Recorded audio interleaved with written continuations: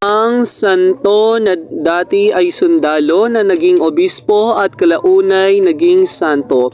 So ayan, isang mapagpala at mabiyayang araw po sa ating lahat mga minamahal kong kabaybol. Ang tatalakayin po nating santo ngayon ay yung may kapistahan noong November 11 na si Saint Martin of Tours.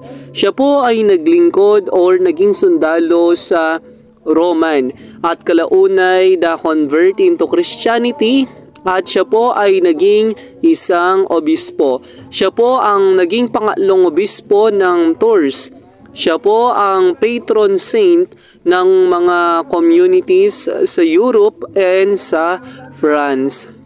Sa ano pa lang po siya po ay na-convert into the Christianity, kaya po siya ay naging obispo at kalaunay naging santo. Praise be God through His saints. So